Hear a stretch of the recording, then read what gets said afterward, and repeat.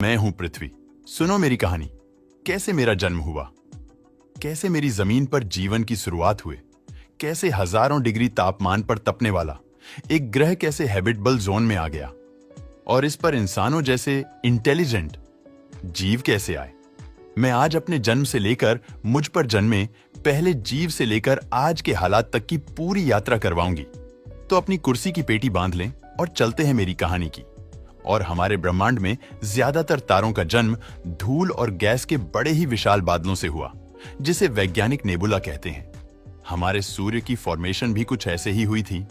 आज से करीब 4.6 अरब साल पहले हमारे सूर्य की जगह एक बहुत बड़ा सा बादल हुआ करता था, जिसके अंदर धूल और गैस भरी हुई थी। इस बादल का एक बहुत बड़ा हिस्सा हाइड्रोजन और हीलियम जैसी गैस से बना था। उस समय इस बादल के आसपास एक तारा भी मौजूद हुआ करता था, जो अपनी जिंदगी के अंतिम पड़ाव पर था। और उस तारे में सुपरनोवा विस्फोट हुआ, और उस धमाके से निकलने वाली शॉक वेव्स हमारे पूरे सोलर सिस्टम में फैल गई। यानी कि जो उस समय नेबुला था उसमें फैल गई, जिसकी वजह से बादल के अंदर मौजूद धूल के कारण दबाव की वजह से एक जगह पर एकत्रित होने लगे। इस विशाल बादल के केंद्र में अब एक चीज सिमटने लगी थी और केंद्र की डेंसिटी बढ़ने लगी थी। हर कोई केंद्र की ओर भागा जा रहा था। फिर इस गैस और मैटर्स से मिलकर इस मलबे के केंद्र में एक तारे ने जन्म लिया, यानी कि सूर्य जन्म ले रहा था। और यह वही सूर्य है जिसे आप आज देखते हैं, और इसे ही जीवन का स्रोत माना जाता है। कुछ साल बीतने के बाद सूरज मैटर कलेक्ट करते करते इतना विशाल हो गया, जब सूर्य के केंद्र में इतना प्रेशर और तापमान उत्पन्न होने लगा कि वह अपने केंद्र में 2 हाइड्रोजन एटम को मिलाकर हीलियम बनाने लगा। इस प्रक्रिया में बहुत भारी मात्रा में एनर्जी रिलीज होने लगी। ये एनर्जी आज हमें सूरज की रोशनी के रूप में दिखाई देती है। सूर्य के आसपास मौजूद गैस, धूल और पत्थरों के कण आकर्षण की वजह से आपस में जुड़ने लगे।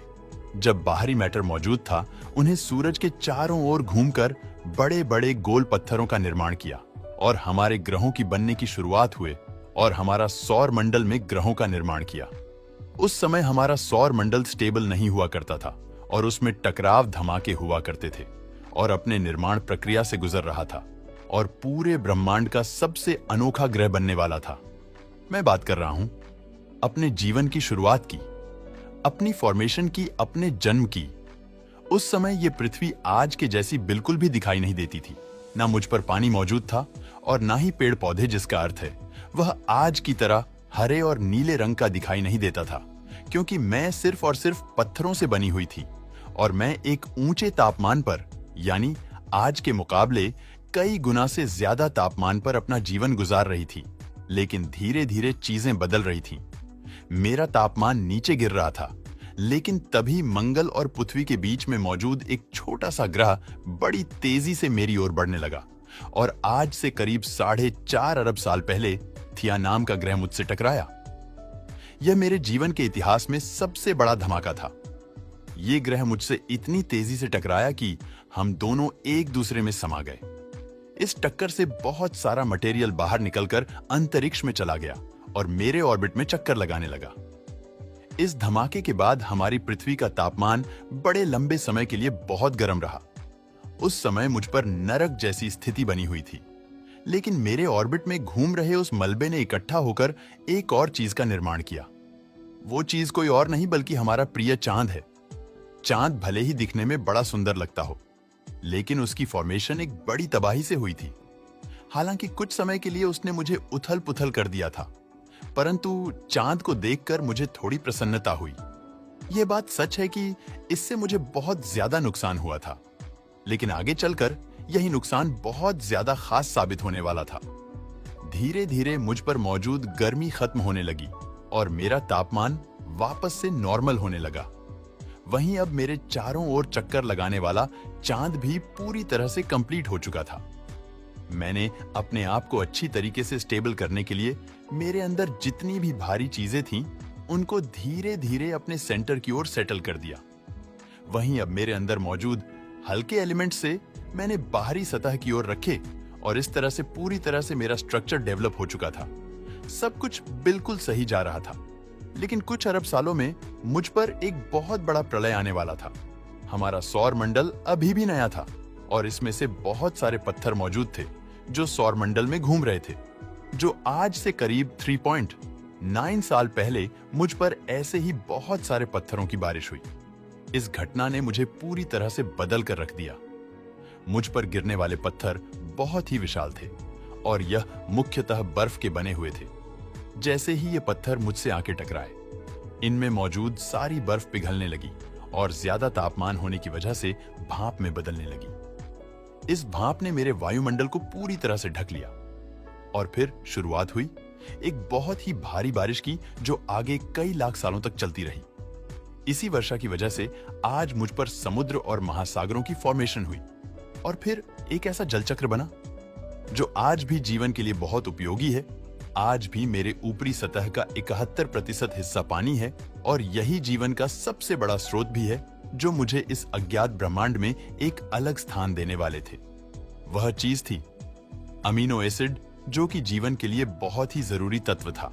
इसके अलावा इन एस्टेरॉयड के साथ कई जरूरी खनिज भी मुंह तक पहुंचे थे और मैंने उन्हें संजोकर जीवन की ओर एक कदम बढ़ाया था। समुद्र की गहराई में इन अमीनो एसिड ने खनिज के साथ मिलकर पहली बार जीवन का बीज बोया, जो आज भी ब्रह्मांड में सबसे अलग और अनोखा है। आज से करीब 3.5 अरब साल पहले समुद्र में पहली बार जीवन की शुरुआत हुई थी। ये आज मिलने वाले जीव जंतुओं से पूरी तरीके से अलग था। ये बैक्टीरिया के फॉर्म में था, लेकिन इनकी संख्या धीरे धीरे समुद्र की गहराई में बढ़ती जा रही थी। जल की वजह से मेरा तापमान धीरे धीरे कम हो रहा था, लेकिन ऊपर से मैं पूरी ठंडी होने की वजह से अंदर की गर्मी बहुत ज्यादा बढ़ गई थी। इसी वजह से मेरी सतह के अंदर बहुत बड़े ज्वालामुखी निकलने लगे। इन ज्वालामुखी की वजह से मेरी सतह का निर्माण होने लगा, यानी कि जमीन बनने लगे। आज से करीब 3 अरब साल पहले धीरे धीरे मेरा वातावरण स्थिर होने लगा था। लाखों साल गुजरने के बाद समुद्र के अंदर जन्मे जीव धीरे धीरे विकसित होने लगे थे। अब यह समुद्री जीव धीरे धीरे ग्रुप बनाकर रहने लगे, लेकिन इस वक्त तक भी हमारी पर एक ही चीज की कमी थी और वो थी ऑक्सीजन। लेकिन करीब 2 अरब साल पहली बार ऐसे जीवों का जन्म हुआ जिंदा रहने के लिए पानी के अंदर मौजूद खनिज और सूर्य की रोशनी ले रहे थे, लेकिन वह जीव माल त्याग के रूप में ऑक्सीजन बाहर फेंक रहे थे। धीरे धीरे ही माइक्रोबैक्टीरिया मेरे वातावरण में बहुत बड़ी मात्रा में ऑक्सीजन को छोड़ने लगे। यह प्रक्रिया लाखों करोड़ों साल तक ऐसे ही चलती रही, जिसके परिणाम से मेरे वातावरण में बड़ी मात्रा में ऑक्सीजन आ गई। लेकिन अब समय बीतने के साथ साथ मेरे अंदर हलन चलन होने लगी। टेक्टोनिक प्लेट्स में दरार आने की वजह से मेरे अंदर मौजूद लावा कई सालों तक जमीन पर उबलता रहा, जिसके परिणाम मेरे वातावरण में कार्बन डाइऑक्साइड की मात्रा बढ़ गई, जिसकी वजह से एसिड की बरसात शुरू हो गई और इसी वजह से मेरे वातावरण में मौजूद ज्यादातर कार्बन डाइऑक्साइड जमीन पर जम गया और वायुमंडल में कार्बन डाइऑक्साइड की कमी हो गई।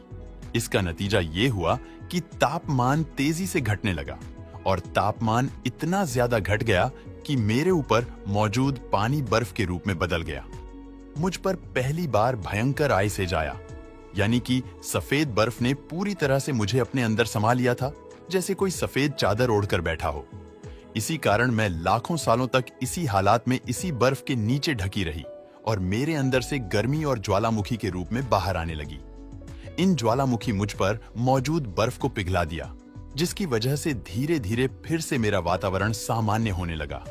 लेकिन वहीं दूसरी ओर इस समय तक समुद्र की गहराई में मौजूद सूक्ष्म जीव पूरी तरह से बदल चुके थे और अभी ऑक्सीजन को अपने शरीर को बड़ा और जटिल करने में इस्तेमाल करने लग गए थे। समुद्र के अंदर एक नई दुनिया पनप चुकी थी। पानी के अंदर अलग प्रकार के समुद्री पौधे भी उगने लगे थे।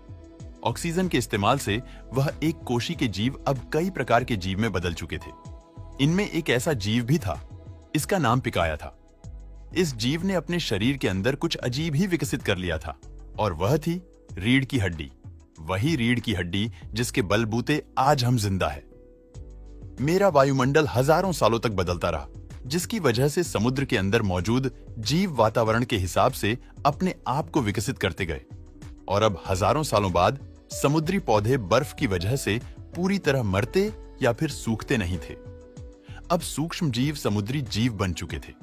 जब फिर से ज्वालामुखी ने पृथ्वी की बर्फ को पिघलाना शुरू किया, तभी समुद्री पेड़ जल्दी ही विकसित होकर फैल गए। धीरे धीरे वातावरण में ऑक्सीजन की मात्रा बढ़ने लगी और पृथ्वी पर आने वाली एसिड की वर्षा कम होने लगी। लेकिन अभी भी मेरी जमीनी सतह बिल्कुल खाली पड़ी थी। ऐसा इसलिए था क्योंकि मेरे पास ओजोन नाम की लेयर नहीं थी। लेकिन फिर ऑक्सीजन ने सूरज के किरणों को अब्सॉर्ब कर एक भारी ओजोन लेयर का निर्माण आरंभ किया। फिर आज से करोड़ों साल पहले मुझ पर बहुत कुछ बदल चुका था। मेरी सतह पर पेड़ पौधे उग चुके थे। मेरी ऊपरी सतह पर पहली बार मोसोस नामक प्लांट उगना शुरू हुआ और धीरे धीरे अलग प्रकार के पेड़ पौधे ने पृथ्वी की सतह पर जगह बना ली। लेकिन इसी समय कई सारे समुद्री जीव जो धीरे धीरे समुद्र से बाहर निकलकर जमीन पर चलना सीखने लगे और जमीनी जानवरों में बदल गए। एक समय ऐसा आया जब इन्हीं में से एक कॉम्प्लेक्स जीव ने समुद्र से बाहर निकलकर जमीन पर कदम रखा और वहां पर जीना सीख लिया।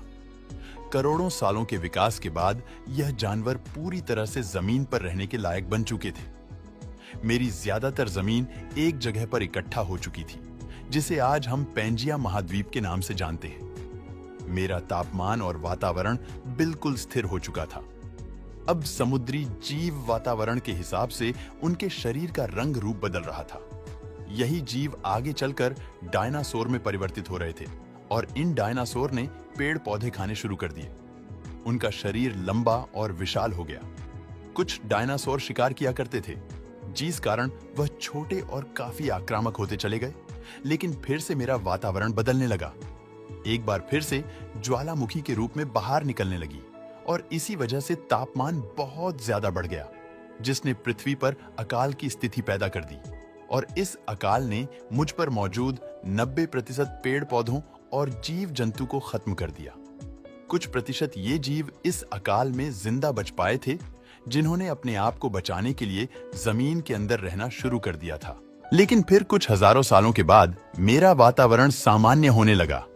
मेरी ज्यादातर जमीन एक ही जगह इकट्ठी होने की वजह से जमीन बंजर और रेगिस्तान हो चुकी थी, मगर अब फिर से मुझ पर हरियाली पड़ने लगी। ज्यादातर जंगल समुद्र के करीब हुआ करते थे, वही हरियाली बहुत ज्यादा बढ़ गई और अब जो कुछ प्रतिशत जानवर उस अकाल में बच गए थे, उन्होंने बड़े बड़े डायनासोर का रूप धारण कर लिया था। आज से लगभग 20 करोड़ साल पहले पैंजिया महाद्वीप टूटना शुरू हो गया और पैंजिया के टूटने की वजह से मेरी ज्यादातर ऊपरी जमीन पानी के संपर्क में आने लगी, जिसके कारण मुझ पर हरियाली बढ़ती चली गई, जिसके कारण डायनासोर की और ज्यादा प्रजातियां विकसित होती गई। डायनासोर आने वाले करोड़ों सालों तक पृथ्वी पर राज करते रहे, जिसमें कुछ डायनासोर उड़ने वाले भी विकसित हो गए। जंगलों से लेकर आसमान तक डायनासोर का उस समय पृथ्वी पर कब्जा हुआ करता था। लेकिन फिर उसके बाद 6 करोड़ साल पहले उनके साथ एक ऐसी घटना घटी जिन्होंने डायनासोर के साथ साथ मेरे बहुत सारे जीवन को नष्ट कर दिया था। वह घटना थी उल्का पिंड की मुझसे टकराने की बाद में पृथ्वी पर लगभग जीवन खत्म हो चुका था, परंतु मैंने जीवन को बचाने के लिए अपने हर संभव प्रयास किए और एक बार फिर से एक नए जीवन की शुरुआत हुई।